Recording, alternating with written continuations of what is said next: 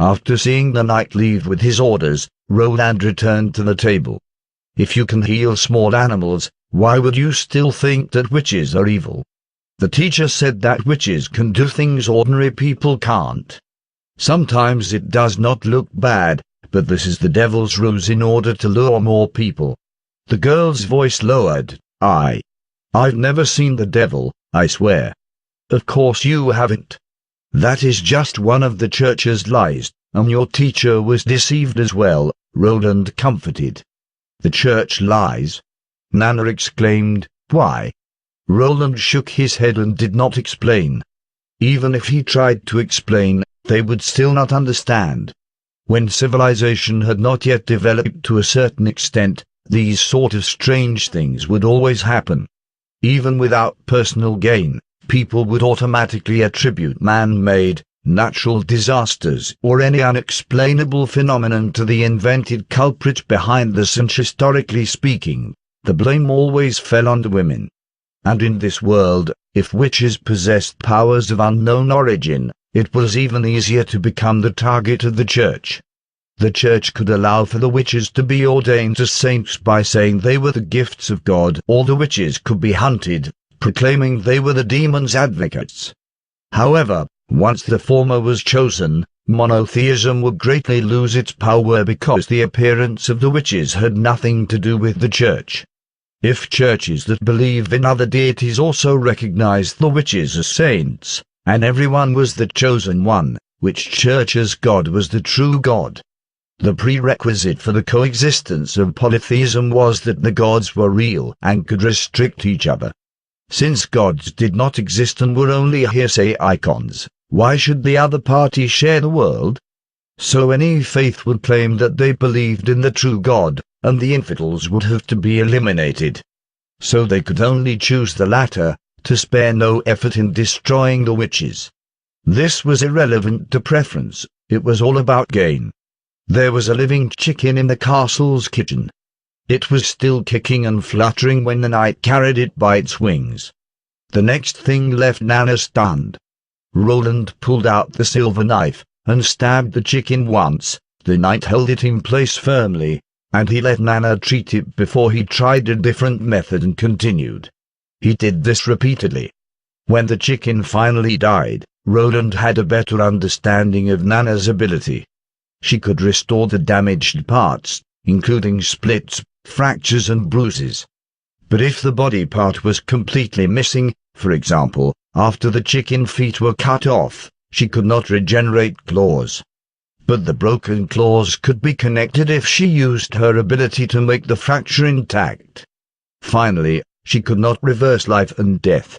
Once the chicken died, her treatment became useless.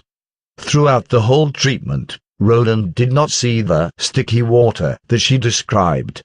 She simply put her hand on the chicken's wound, and then it was healed at a speed visible to the naked eye. After several experiments, Nana did not deplete much energy, at least she did not sweat profusely like Anna.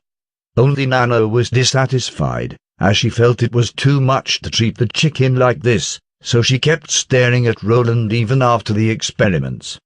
Come on, stop staring and eat something. Roland had to resort to summon afternoon tea so as to divert her attention. This move had worked several times on Anne, so he assumed that many girls her age could not resist the temptation of delicious dessert. And truth be told, Nana did not fare any better than the one before her. After eating the pastries, Roland sent Nana away. Anna asked in confusion, "Why didn't you make her stay?" "She's like me, we're both witches, right? She still has family members, and they have not realized she is a witch."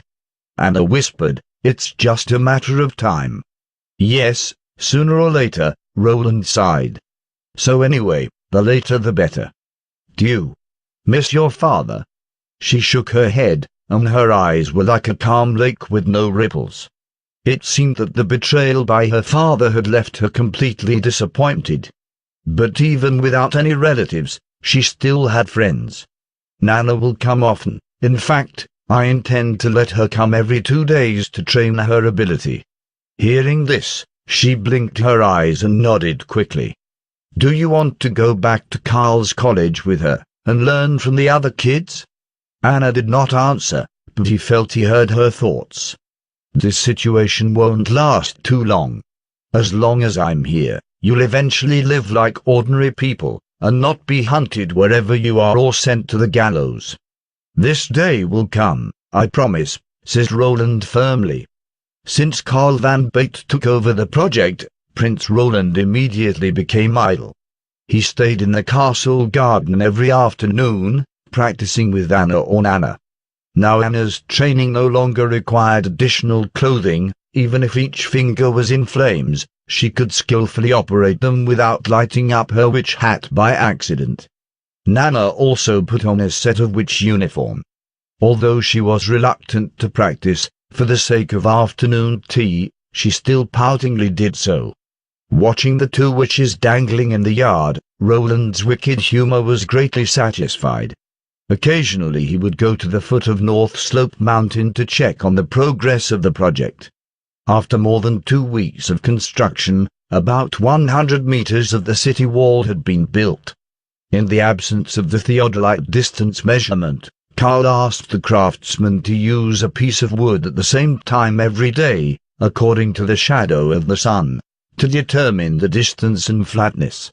At a distance of every 10 wood markers, a viewing tower was set up to play a role in stabilizing the city wall. Such large-scale employment naturally caught the attention of the town's nobility. However, other than getting some information from Barav, they made no further movement, as if the situation had nothing to do with them. Roland did not mind this.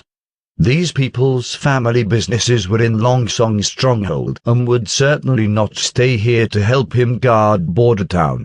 He could even imagine the gang of people ridiculing his attempts in private. Not just the nobility, but businessmen were the same. In previous years in Border Town, once animal fur traders realized nothing could be purchased, they also returned to Stronghold. They naturally vented their discontent about returning empty-handed on the ruler Roland. The news about Kingdom of Grey Castle's Prince Roland Wimbledon's construction before the arrival of Months of Demons was deemed as simply stupid and ignorant. News of this spread along the Redwater River. At this point, no one thought he could protect the town, and in fact, most people simply did not consider this a remote possibility. After all, Prince Roland did not give the impression of being a courageous fighter. Whatever he was contemplating, he would eventually have to obediently retreat to Stronghold. And just like this, amidst discussion by the masses, Roland ushered in the first winter.